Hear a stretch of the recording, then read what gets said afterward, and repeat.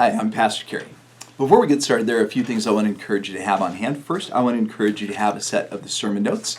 If you don't already have them, you can go to the link that's right down below the video. It'll take you to a place where you can print a set of the sermon notes for yourself.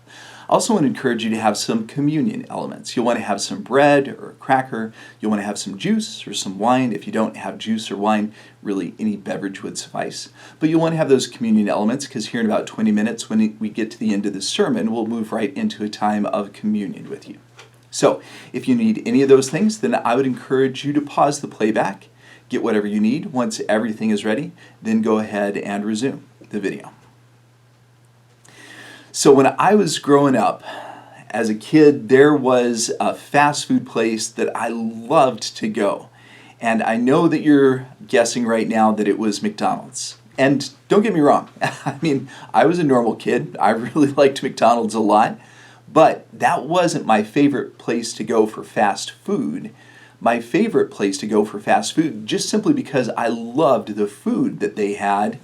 And when I tell you where it was, you're going to laugh. Because this place that I'm about to tell you, it has been the butt of so many jokes over the last couple of decades. As a matter of fact, if you've ever watched The Daily Show, for years and years and years, The Daily Show has absolutely made fun of this fast food franchise. But regardless, I'm going to be honest with you. I'm going to tell you that when I was a little kid, my favorite place to go for fast food, for the food itself, was Arby's.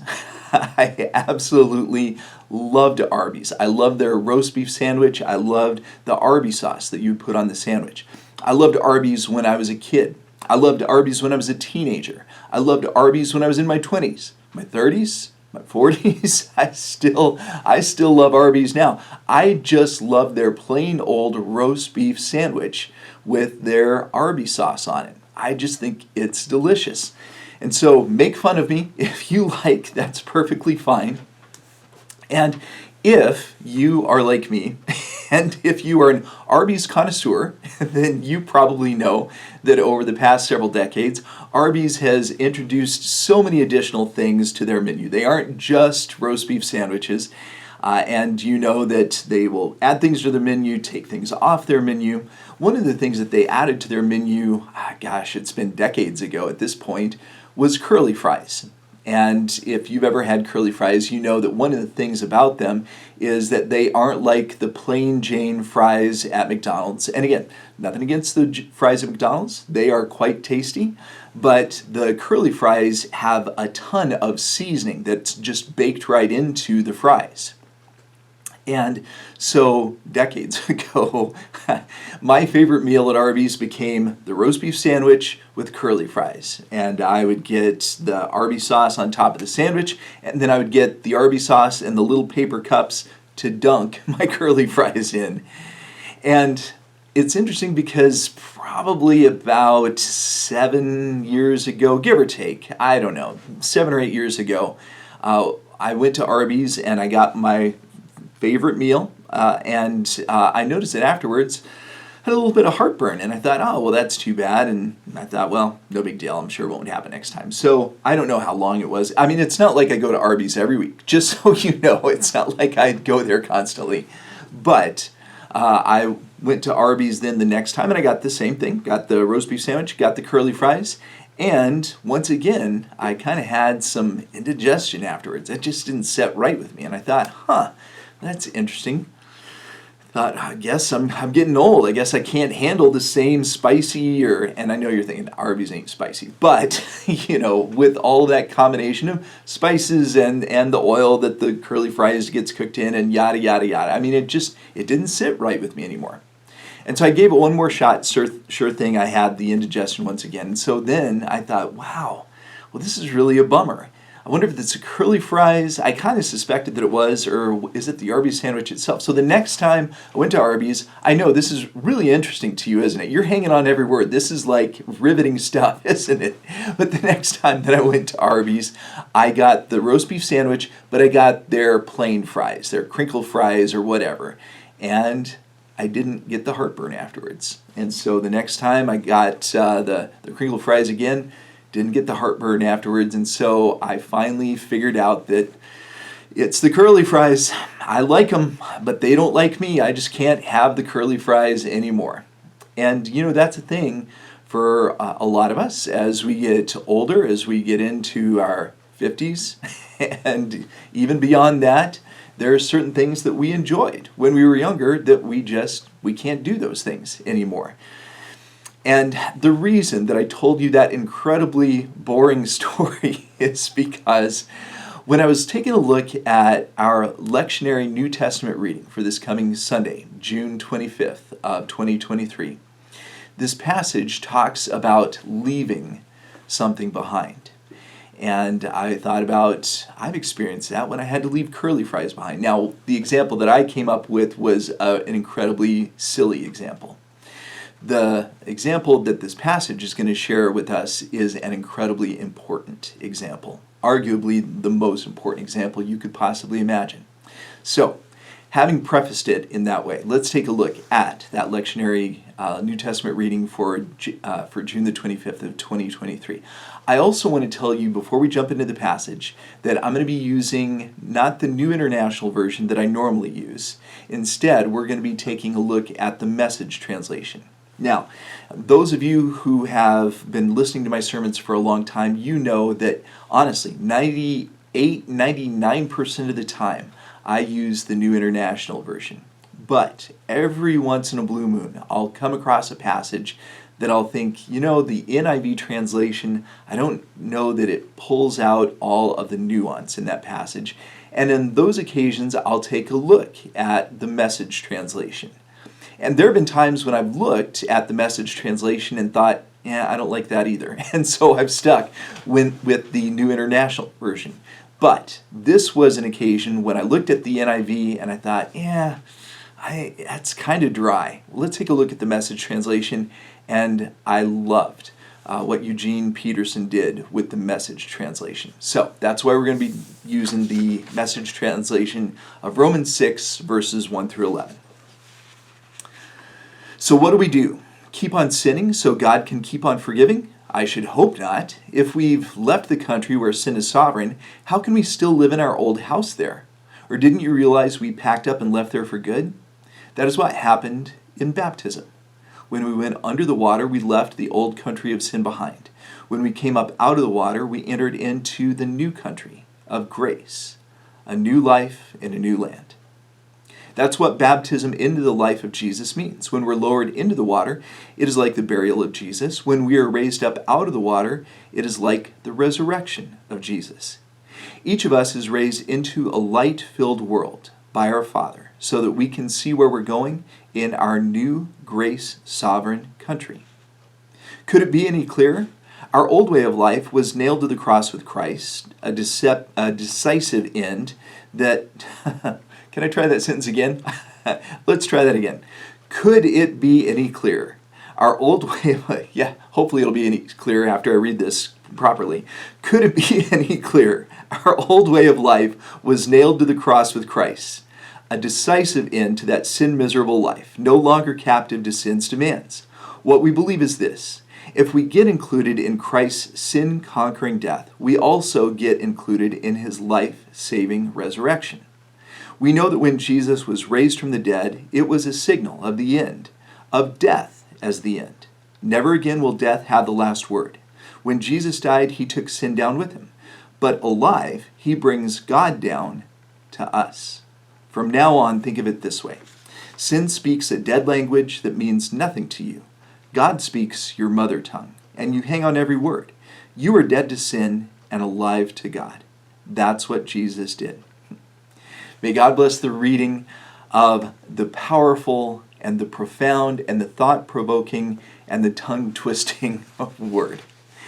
So, like I said, this is from Romans chapter 6, and as you undoubtedly know, Romans is attributed to Paul. And Paul has a whole bunch of books in the New Testament that are attributed to him.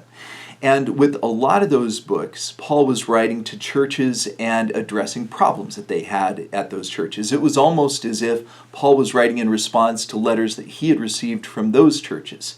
And he's having to address a laundry list of issues that they had at the church in Corinth, or the church in Ephesus, or the church in Galatia, or the church in Thessalonica. And in this case, as Paul writes to the church in Rome, the unique thing about this book, as opposed to Paul's other books, is it doesn't appear that Paul has a laundry list of problems that he is addressing. Instead, the book of Romans, as far as I'm concerned, is like the gospel, according to Paul, to the church in Rome.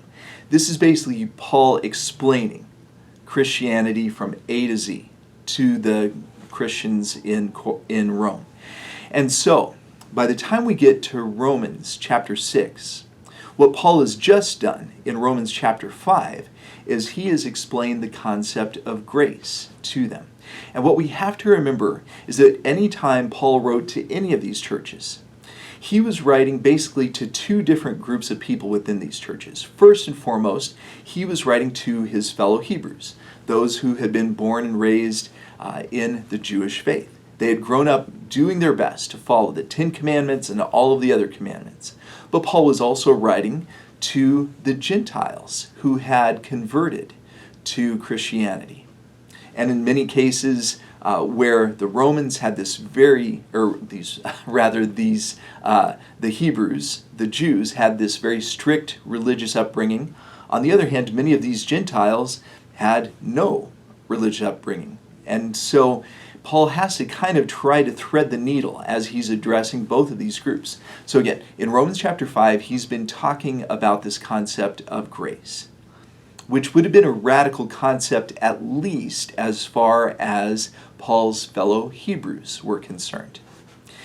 And so after he's explained this idea of grace, this idea that we can receive forgiveness for the sins that we've committed, Paul, at the start of Romans chapter 6, is anticipating that there is going to be a smart aleck in the back of the room that's going to say basically, so that means, Paul, that all of those commandments that I spent all of my life trying not to break, the ones I wasn't supposed to break, and trying to uphold all the commandments I was supposed to uphold, now you're telling me that now I can go break those commandments as much as I want, willy-nilly, because of grace. So I guess, Paul, what you're telling me is that I should go sin constantly, because as long as I'm sinning constantly, then God is going to extend grace constantly, right? Is that how this works, Paul? And Paul now is addressing this imaginary smart aleck and saying, no, absolutely not. Don't get the wrong idea. Paul says, look, a way of thinking about it is this. We used to live under this old covenant. We used to live in this old country where the law was the rule. And we never, ever, ever wanted to break the law. But the problem is that all of us break the law. All of us sin. All of us fall short of the glory of God. And the problem was, under the old covenant, the moment that we broke the law just once, we were in huge trouble. And Paul says that's where grace comes in. That's where we know that we can be forgiven. Now, that doesn't mean that we should go and sin as much as possible, because Paul says we don't live in that country anymore. We have left that old country behind. He says, think about it like baptism. Jesus, when he went under the water, he died to the sins of the world, basically the old covenant, and when he was raised out of the water, he was raised into this new covenant, this resurrection life that all of us will live in eventually. Paul says that's the way that we should think of it. We are now dead to the old country, to the old language, to the old covenant. We now live in the new country. We now live in this new covenant. And so, as we continue through the passage, Paul uses this analogy of baptism. And again, I really like the way that Eugene Peterson, with the Message translation, tries to convey what's a pretty challenging and pretty heady theological concept. And then we continue through the passage, and Paul talks about how now we're raised in this light-filled world, and we live in this grace-sovereign country. Paul continues on and says, look, the old way of life, that was nailed to the cross with Christ. It is now dead. And Paul says, if we are included in Christ's sin-conquering death, we also get included in his life-saving resurrection. Never again is sin going to have the last word. Sin is a language that we no longer speak, that we no longer understand. Now, the new covenant, God's new grace, that is the language that we speak. We hang on every word. We are dead to sin. We are alive to God because of Jesus. Okay, so actually Eugene Peterson does, I think, a much better job of explaining it than I just did. But what I want to do now very quickly is I want us to go ahead and focus on 4 of the truths that this profound and challenging passage has for us. And the first truth is this: as disciples, we've left behind the old way of life. As disciples, we've left behind the old way of life.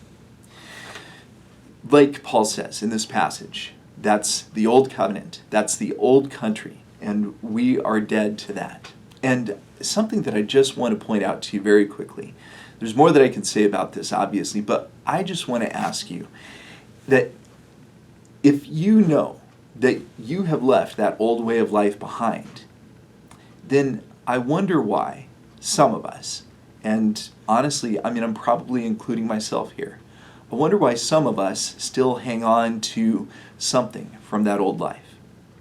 I was born and raised in the church, and I then went off to Bible college, and then I became an ordained pastor, and basically I've been in the church my whole life.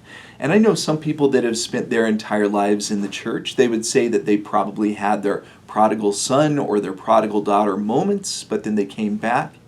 I've also known some people that came to the church much later in life. Maybe they didn't grow up in the church, and then maybe they had a kind of a radical conversion when they were a teenager, in their 20s or 30s or even older than that. But I think most of us hopefully can understand that there was something that we left behind. And yet, I think most of us, if we're being honest, that we would say, but there's still this one thing that I struggle with. And so, whatever that may be for you, whatever that might be for me, I hope that we will challenge ourselves and say, even that thing that I'm still doing that I probably shouldn't be doing, I need to bury that as well. So that is the first truth this passage has for us. The second truth this passage has for us is this: as disciples, we live under grace. As disciples, we live under grace. In the passage, it talks about how we've entered into the new country of grace. It talks about how we're going in our new grace sovereign country. That word grace.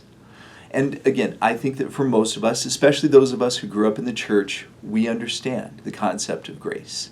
But what we have to remind ourselves is that when Paul was trying to explain this concept of grace to his fellow Hebrews 2,000 years ago, that it was a radical concept for them because they had spent their entire lives trying to keep every commandment they were supposed to keep, trying not to break the commandments they weren't supposed to break.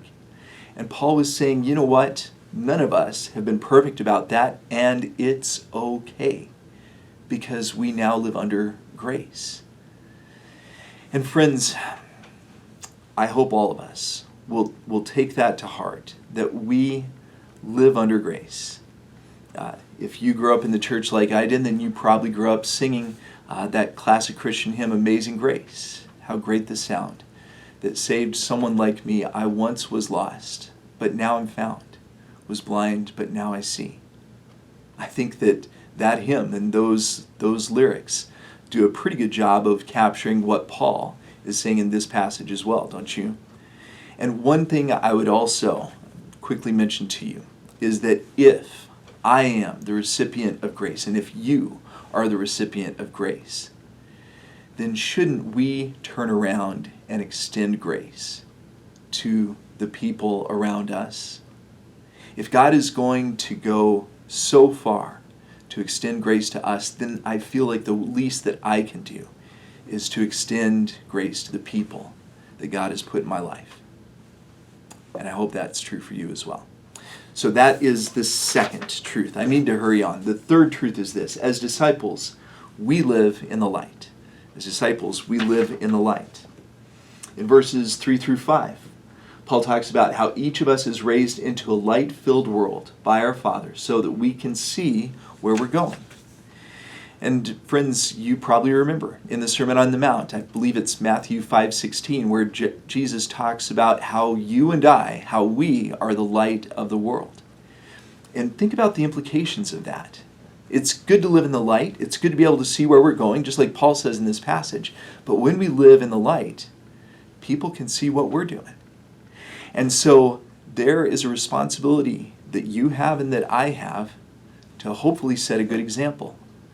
And I must tell you that I think about that on a regular basis when I'm driving across town and someone frustrates me in traffic and I start driving a little bit more aggressively than I should.